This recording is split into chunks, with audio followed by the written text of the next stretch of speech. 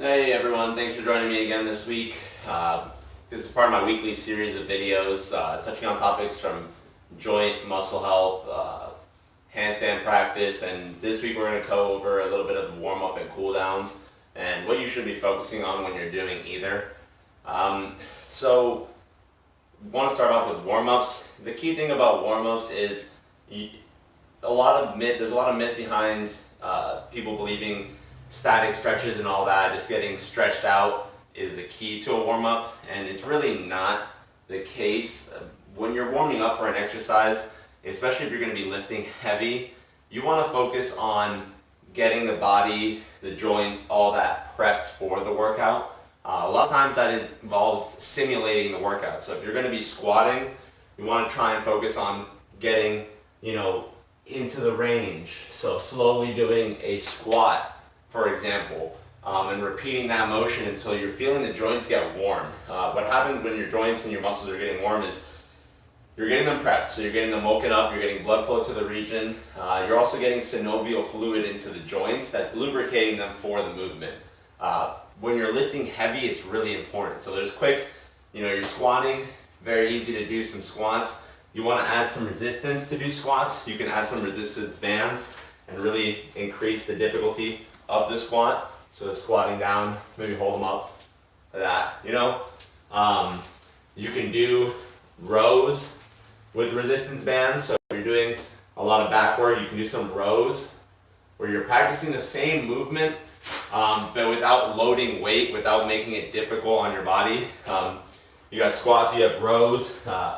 To get the shoulders ready, a lot of times what I do is I'll grab a longer resistance band, put it under one foot, and I'll do some shoulder circles, forward, like 10, foot back 10.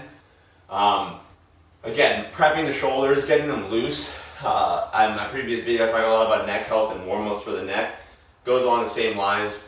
The purpose of a warm-up is to do dynamic stretches, and these are dynamic stretches.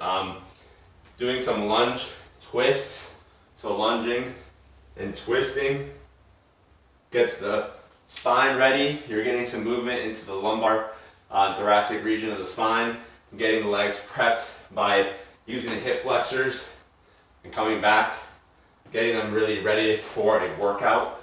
That's the goal. If you want to incorporate a short jog at a decent pace, not too fast, not too slow, that'll also get the body prepped. Pretty much you want to repeat and emphasize motions that you are going to be performing that day with light, little to no resistance. Bench press, put the resistance band behind your back and just push out. Get the shoulders ready, get the chest muscle ready. Just push out a couple times. You can do opposite as well. You can do, if you're doing back work again or shoulder work, pulling the resistance bands back. Just repeating, getting some dynamic stretches and getting warm. Once you are fully warmed up, if you want to do some rollers or a little bit of stretches, 10 to 15 seconds of some static stretches, that's fine. What happens is when you overstretch, you can actually inhibit the muscle's ability to perform the exercise effectively, because when you're flexing, when you're doing a workout, your muscle is squeezing together. If it's overstretched, it loses its ability to squeeze together. So you want to focus on warming up. The key word being getting warm prior to any big lifts, any long runs, anything like that. When you're cooling down, that's when you want to do some static stretches. So cool downs can involve some pike stretches, just going down, toe touches, trying to get as low as possible. Adding a certain level of difficulty. You can get on a raised platform, get some weight, and go deeper. Straddle stretches, same thing.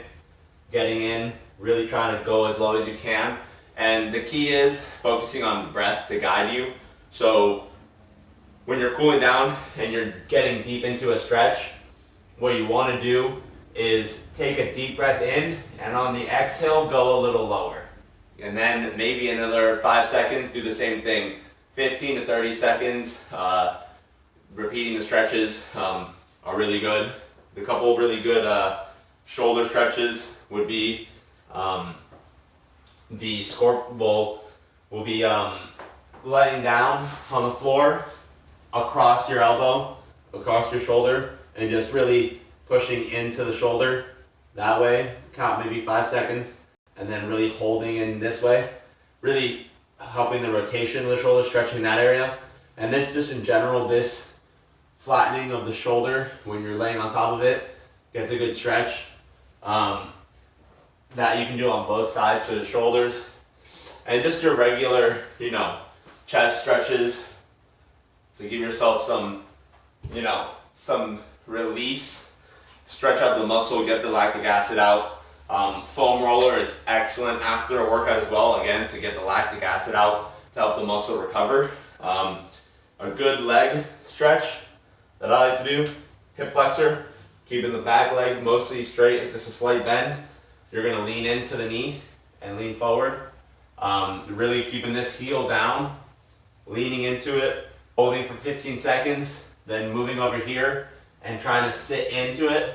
If you can't sit in, it's fine to be up here, but sit into it and really feel right under the thigh where the hip is on this side and your hip flexor on this leg, really getting the stretch. You repeat that on both sides, and then to get the hamstring, even better stretch, sit into it. Don't sit back on your leg, but lean into the leg right here, trying to bring your chest to your leg. That'll get the hamstring really stretched out. Do that on both sides. Key things to follow again, I want to wrap up. When you're warming up and you're getting ready for an exercise, focus on movements that mimic the lifts that you're going to be doing. Any chest exercises, get some push-ups in, squats and deadlifts, get some lower back extensions and squats with no weight, get some resistance band work in there. All these will prep the muscles, and they take anywhere from 5 to 10 minutes, and they can really improve your performance. And then finally, cool down jog, doing the same thing, some resistance band work to get the muscles just moving without any weight to release some lactic acid, and then doing some static stretches to improve, making sure your mobility and your muscles stay intact and they're primed for the next workout. And that'll reduce some soreness as well. Appreciate you guys joining me for this warm-up and cool-down overview. If you want more ideas, check out my Instagram, check out my YouTube page. There is more warm-ups that we go over, but this was mainly to educate you on what you should be doing for a warm-up and what you should be doing for a cool-down.